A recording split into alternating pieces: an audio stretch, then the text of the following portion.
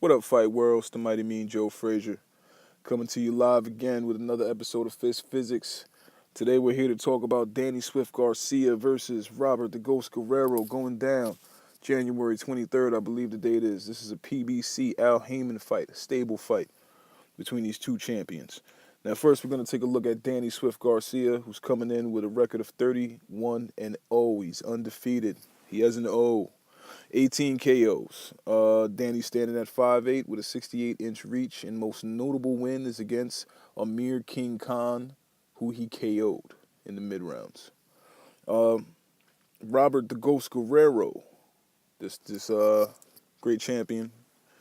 Can't say too much more than that. Record is 33-3 with 18 KOs. So right off the bat, we see that these two have the same amount of KOs. They've knocked out the same amount of opponents. Robert is standing at 5'8", same height as Danny, but he has a 70-inch reach, so he'll have a 2-inch reach advantage.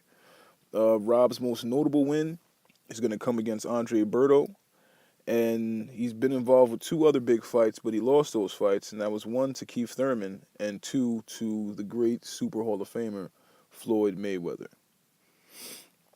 Now, taking a look at this fight, I do believe that this is a dangerous fight for Danny Garcia. Rob's already going to have the 2-inch reach advantage. It's not like Rob is a boxer. He's more of a brawler. But Rob, from being a fan of boxing and watching his career from early on, Rob has always seemed like he'll do whatever it takes to win.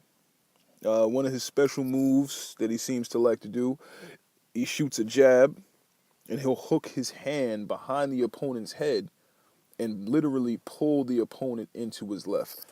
You can see that, and it's quite apparent in the Andre Berto fight that happened, I think maybe about 6 years back. Rob's not the strongest at this weight.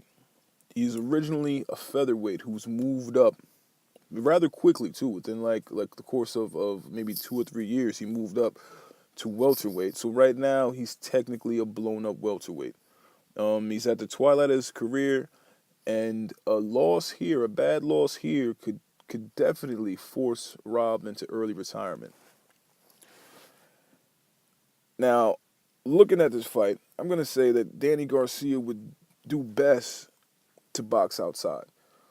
Danny has never really been a true boxer. He likes to mix it up a little bit. But in this one right here, I think it would be wise to stay on the outside. Rob is not somebody that you want to overlook. He's no slouch. He can definitely make it a very difficult night. He can make you look bad.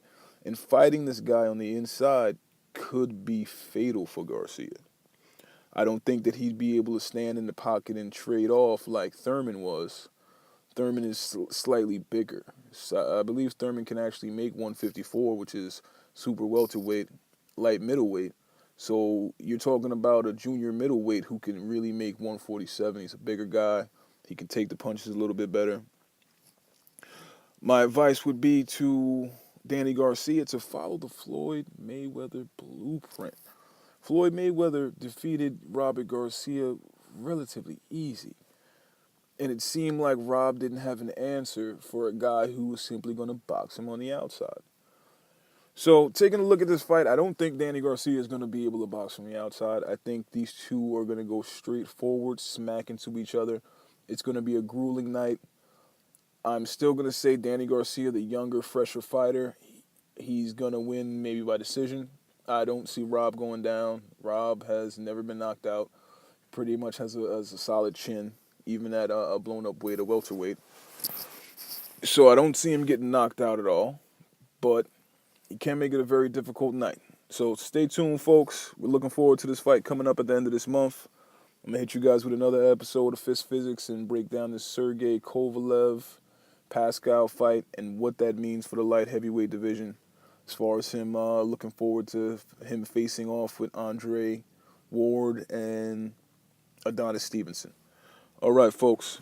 The mighty me, Joe Frazier. One.